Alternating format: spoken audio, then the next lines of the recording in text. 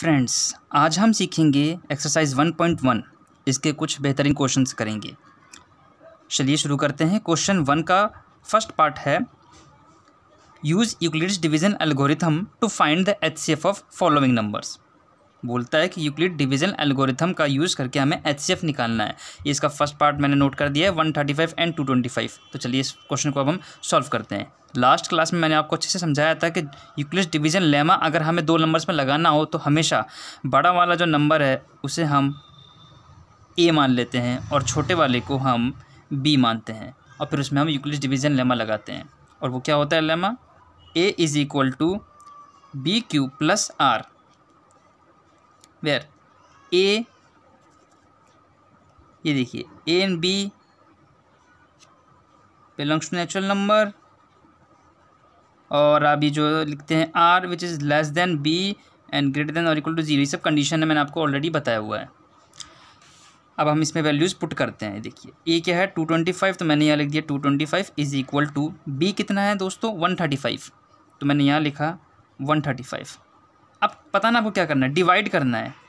225 को डिवाइड करना है आपको किससे? 135 से डिवाइड करेंगे। जब आप इसका पहाड़ा दो बार पढ़ेंगे 135 इंटू 2 करेंगे तो ये इससे ज़्यादा चला जाएगा, तो ये एक बार में ही जाएगा इंटू 135। ठीक है फ्रेंड्स, घटाइए 5 में से 5 0 और ये बच गया आपका 90। आपको पता है ये कितनी बार गया है? 1 टाइम्स, तो दिस इंटू 1, क्योंकि क्वोशंट आपका ये आया है और रिमाइंडर आपका जो है वो 90 आया है, प्लस 9090। प्रीवियस क्लास नहीं देखी आपने तो आई बटन पर लिंक आ रहा है, देख सकते हैं।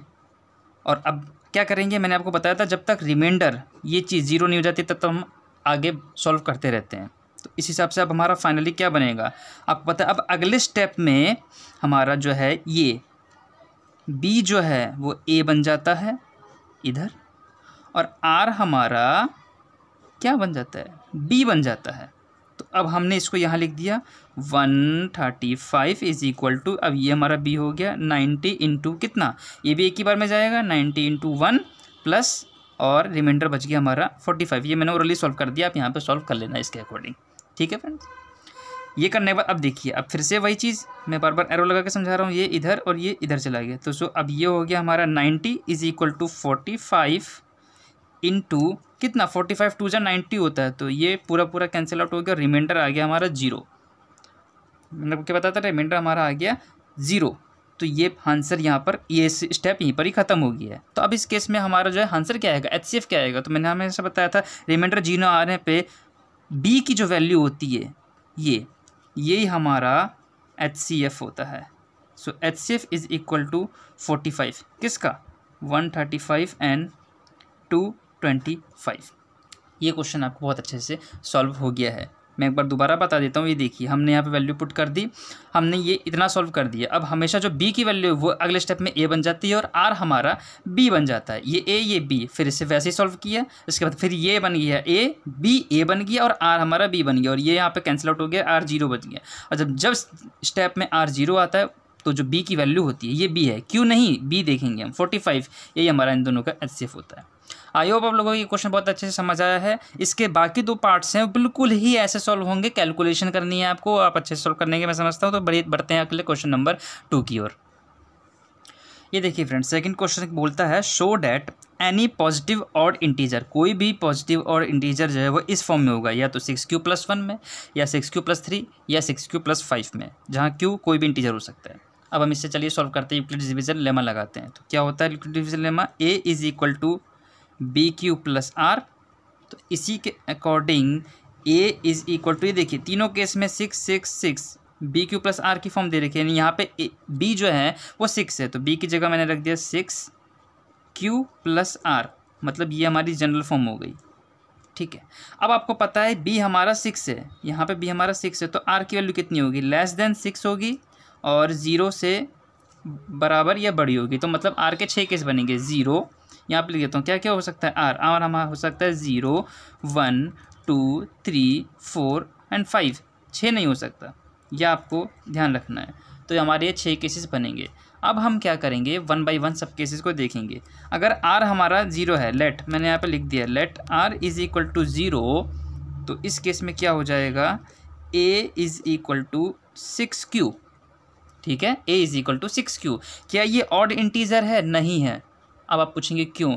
देखिए 6q है ना, ये 2 से डिविजिबल होगा, 6q 2 से डिविजिबल होगा, बिल्कुल होगा।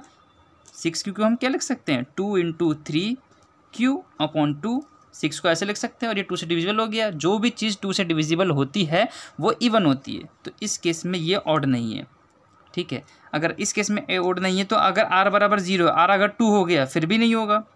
ये देखिए r की वैल्यू अगर मैंने मान ली यहाँ पे 2, तो इस केस में ये हमारा क्या हो गया? 6q प्लस 2, ये पूरा 2 से डिविजिबल है, तो ये भी हमारा इवन हो गया।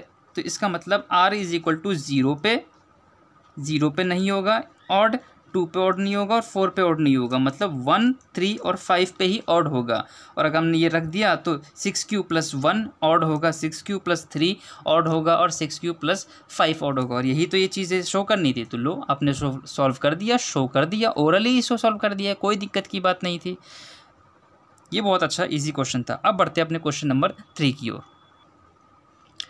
ये देखिए फ्रेंड्स, थर्ड क्वेश्चन, मैं समझता हूँ कि आप लोगों ने अपनी बुक खोल रखी है, पेज नंबर 7 पे है ये एक्सरसाइज 1.1 का थर्ड क्वेश्चन। मैं पढ़ देता हूँ। An army contingent of 616 members, 616 members है एक आर्मी में, उसे जो है इस तरह से बनाना है हमको कि 32 मेंबर्स का कॉलम बने, ठीक है।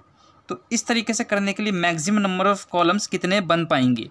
तो आपको पता है इस तरह के जब भी क्वेश्चन आते हैं 2 और वो मैक्सिमम पूछ पड़े, तो इसका मतलब होता है हमें इसका HCF निकालना है, हाईएस्ट कॉमन फैक्टर निकालना है। अब हम इसका हाईएस्ट कॉमन फैक्टर निकालेंगे by using Euclid's division lemma, जो हमने बहुत अच्छे से यूज़ किया है। तो देखिए ये हमारा हो गया A और ये हमारा हो गया B। अब पुट करिए, A is equal to BQ plus R में पुट करिए, यहाँ लिख देता हूँ 616 इज इक्वल टू 32 इंटू कितना, डिवाइड करिए आप इसको। तो चलिए हम इसको डिवाइड करते हैं, कितने में जाएगा? ये देखिए 616 यहाँ लिखा मैंने और यहाँ लिखा 32, तो 32 एकम 32, यह बचा 29, ये हो गया 6, 296, कितनी बार में जाएगा आपका? 32 दाम होता है 320, तो 32 निम 9 टाइम्स में जाएगा।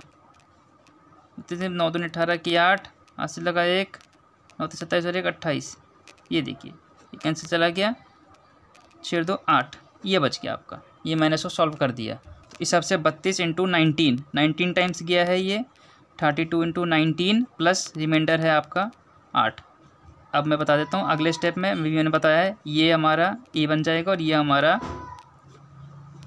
बी बन जाएगा। तो 32 इज इक्वल टू 8 इंटू कितना, 8 चौके 32 चला गया, प्लस 0 रिमाइंडर हो गया, तो ये जो है हमारा 8, यही हमारा HCF है, यानी कि मैक्सिमम नंबर ऑफ कॉलम्स, जो उसके क्वेश्चन के अकॉर्डिंग पूछे थे। कितने आसानी से दोस्तों ये क्वेश्चन हो गया है। तो मैं समझता हूँ आपको ये 3 क्वेश्चंस बहुत ही अच्छे से क्लियर हो गए हैं।